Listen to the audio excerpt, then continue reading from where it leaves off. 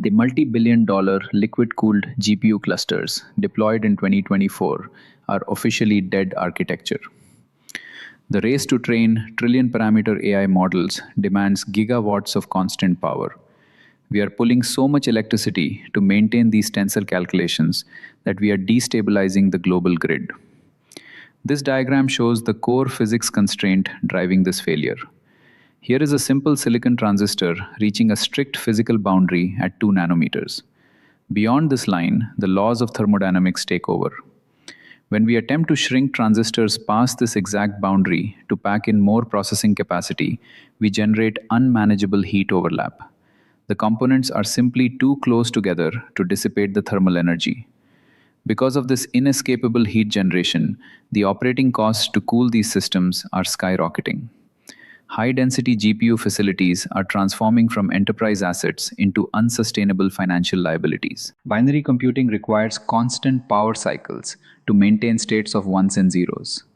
That architecture has reached a strict thermodynamic dead end. Subscribe right now to understand how to future-proof your enterprise architecture against this ongoing infrastructure shift. Continuing to scale intelligence by throwing more electricity at brute force binary compute is mathematically unsustainable. For any major tech firm, the financial equation simply no longer works.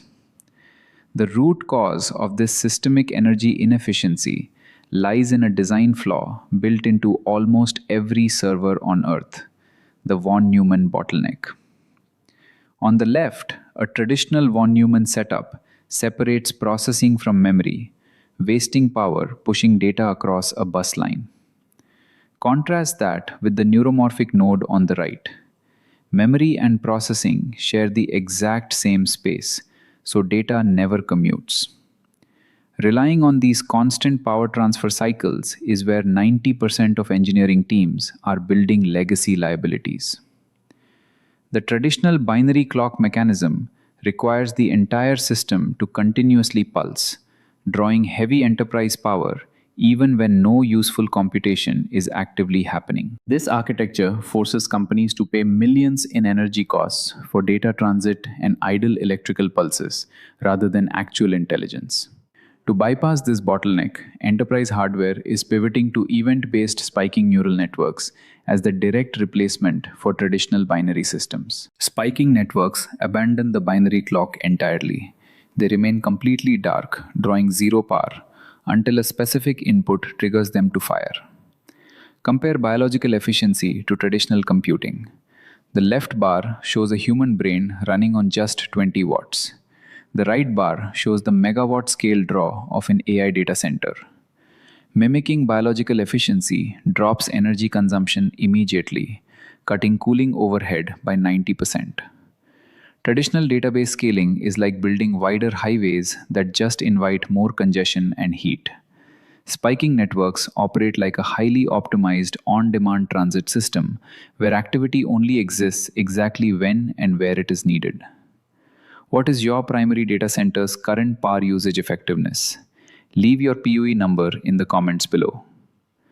Neuromorphic architecture is designed to drop enterprise PUE numbers as close to a perfect 1.0 as the laws of physics allow, by severely restricting the excess heat generation. Mimicking human synaptic efficiency is the only mathematically viable path to scale enterprise AI without entirely collapsing current power grid limitations.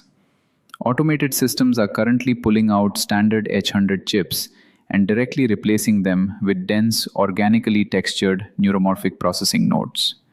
This shift breaks the business model of traditional colocation providers. These firms rely on high-margin contracts for power density and liquid cooling to service their infrastructure debt. As neuromorphic chips eliminate 90% of that heat, the premium fees used to justify these expensive facilities vanish. Because these new chips require only a fraction of the power, heavy AI model processing no longer needs to be centralized in a gigawatt-scale cloud facility. This network map illustrates the migration taking place. Heavy data processing is moving from centralized cloud server hubs directly outward into localized edge devices. The enterprise tethered to the centralized data center is being severed. Running real-time sensory AI entirely on local devices removes the latency of cloud round trips. More importantly, it creates a significant security advantage because raw data never has to be transmitted externally to generate an output. These localized neuromorphic networks learn and adapt dynamically on the device itself. They bypass the need for constant power heavy backpropagation to a central server. The centralized data center's monopoly on enterprise intelligence is ending. The hardware now allows the edge to become fully computationally autonomous. In this new architectural framework, enterprise scaling is no longer measured by transistor count, but purely by synaptic density. This split screen illustrates the new baseline. We define this shift from linear logic to synaptic density as organic infrastructure, and it serves as the foundational blueprint for 2030's enterprise computing. This highly distributed, low power synaptic network permanently replaces the centralized, brute force data centers that define the 2020s.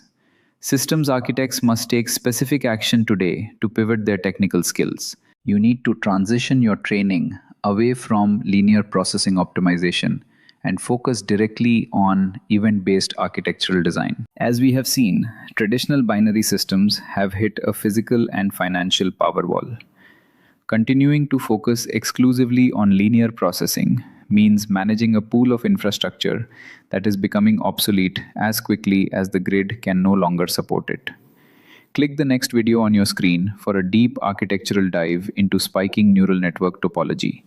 Please like and subscribe and share this video directly into your engineering team's Slack channels to spark the internal migration conversation. Systems architects who adapt to silicon that breathes and functions like a nervous system will own the next decade of digital infrastructure. The rest will be left managing high-tech graveyards.